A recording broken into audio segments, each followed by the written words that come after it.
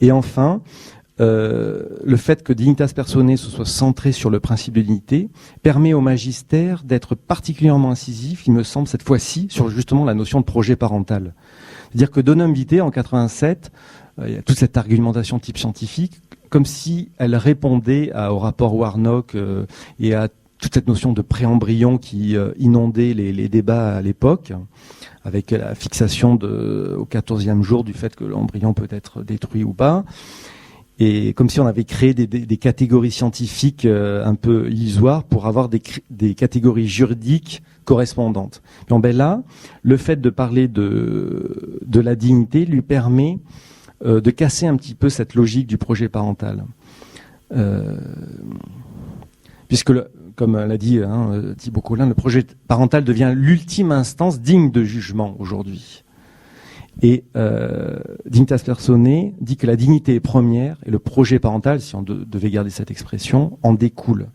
L'Église reconnaît la légitimité du désir d'avoir un enfant, mais ce désir ne peut cependant passer avant la dignité de la vie humaine. Le désir d'un enfant ne peut justifier sa production, de même que celui de ne pas en concevoir ne saurait justifier son abandon. Et plus loin, au numéro 21, l'instruction rappelle que la décision de supprimer des êtres humains qui avaient été fortement désirés auparavant est un paradoxe. Vous voyez, elle met le doigt sur cette notion de projet parental. Bien, pour conclure, il me semble qu'il y a vraiment une force argumentative dans le magistère récent, vraiment sur le plan moral, dont on peut s'entretenir. Pas besoin d'en avoir honte ou de dire c'est des arguments d'autorité donc j'en parle pas parce que ce sont des textes qui sont d'ailleurs lus et reçus par des gens parfois extérieurs à l'Église. Et le Saint-Père, devant le président de la République le 12 septembre dernier, évoquait l'idée d'un consensus éthique fondamental auquel les chrétiens devaient contribuer. Il me semble que ce magistère nous offre des clés pour donner un contenu objectif justement à ce consensus susceptible d'être en tout cas compris dans une société même démocratique pluraliste comme la nôtre. Le magistère, donc Donum Vitae, Dignitas Personae, nous convie ni plus ni moins à cet effort commun de refondation de la bioéthique par un dialogue vers le haut en lieu et place d'un compromis vers le bas. Je vous remercie.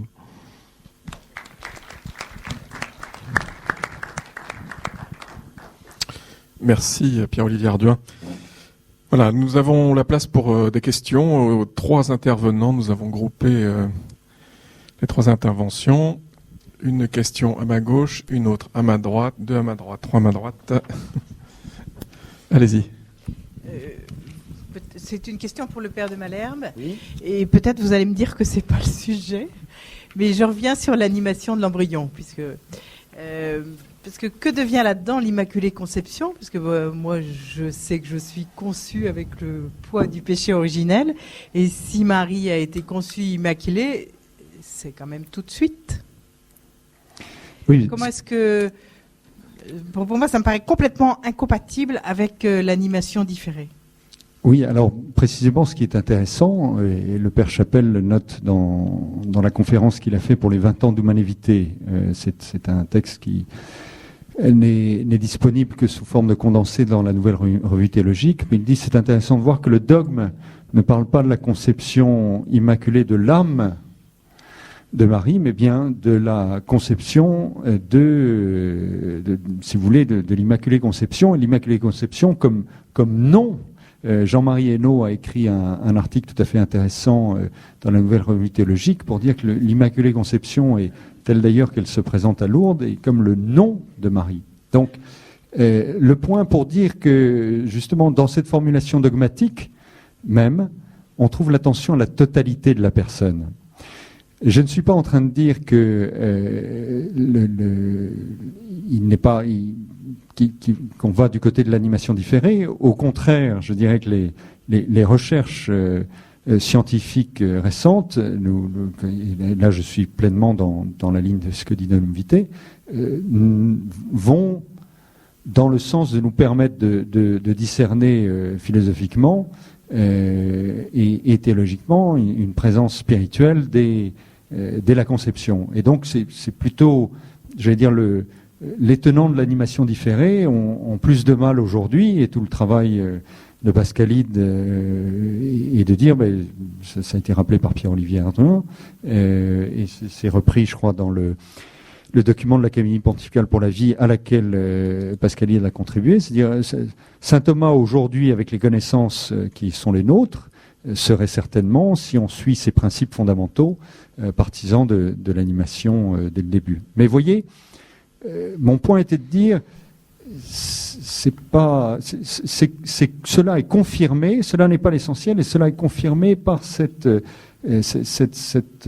précédence de l'amour de Dieu qui ne veut pas l'âme d'une personne, mais qui aime toute la personne en ce qu'elle est. Je ne veux pas trop monopoliser la parole, mais je vous renverrai aux travaux d'Edith Stein, notamment. D'Edith Stein qui disent attention à ne pas penser l'âme et le corps comme deux substances séparées. Le corps et l'âme n'a pas de préexistence au corps. L'âme survit au corps, mais j'allais dire survit malheureusement, et la résurrection des corps est bien là pour dire mais une âme sans corps c'est quelque chose qui ne va pas. Donc c'est plutôt le corps compénétré par l'âme. Une certaine tendance à se concentrer sur l'âme fait que on la survalorise, j'allais dire, par rapport au corps. Une question. Moi, je voulais m'adresser à Monsieur Collin et remarquer avec malignité que sa présentation s'opposait à celle de Monsieur Arduy. J'ai remarqué, Monsieur Collin, qu'à aucun moment vous n'avez employé, j'ai bien fait attention, vous n'avez employé le mot personne. Contrairement à ce qui a été évoqué ce matin, par exemple, notamment lors de la présentation juridique. Et je me suis demandé si votre façon de voir les choses n'était pas de nature à résoudre les apories qui ont été soulignées ce matin du point de vue juridique. Et il me semble que la notion de personne embrouille les choses plutôt qu'elle ne les éclaire. Et je me demande si l'Église, en promouvant des notions telles que la dignité de la personne, est-ce qu'elle œuvre à ce consensus éthique primordial cher à Benoît XVI? Il me semble que votre présentation de nature, enfin, c'est d'un point de vue corporatiste peut-être, ma position à moi est peut-être corporatiste, votre position de nature ontologique va plus loin que la notion de personne, qui est marquée peu ou prou par la définition qu'en donnait Boès, de substance d'origine de nature rationnelle. Je suis pas sûr que l'homme soit un sujet. Je suis même sûr que l'embryon soit un sujet. Je ne suis pas sûr que ce soit une personne, mais je suis sûr que c'est un être humain. Excusez-moi, vous aviez une question. Eh ben, en quoi alors, ma question c'est en quoi la position de M. Collin s'oppose d'une façon ou d'une autre à la position traditionnelle de l'Église. Je vous embarrasse sûrement, pardon. Oh, pas du tout, non. Écoutez, j'ai aucun problème avec la position de l'Église, bien sûr.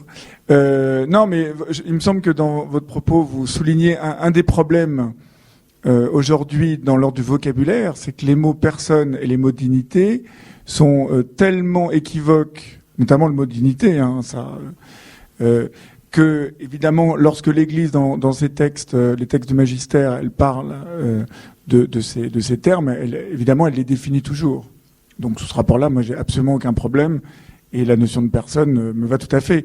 Mais là, justement, il me semble que la notion de projet parental peut, en fait, est tellement fondamentale en termes de métaphysique, de présupposés métaphysiques constructivistes, etc., que ça renvoie ultimement à la notion de l'être, mais en fait, en bonne métaphysique aristotélicienne ou thomiste, l'être se dit d'abord de la substance, et comme vous l'avez souligné, la notion de personne, c'est une substance aussi. Donc finalement, ça se recoupe tout à fait, mais il me semble en termes de vocabulaire, voilà, ça permet peut-être de manière un peu stratégique, mais de contourner ces difficultés de vocabulaire. Alors, écoutez, moi, c'est aussi pour rejoindre ce que vous disiez. Alors, j'ai trois questions. Le regard porté sur l'embryon par notre société contemporaine n'est-il pas le même qui est porté sur l'ensemble du vivant?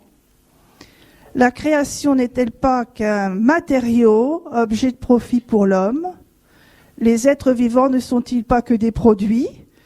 Et après les OGM, on aura peut-être aussi les OHM, les organismes humainement modifiés. Donc c'est pas la même logique. Votre question s'adresse à qui?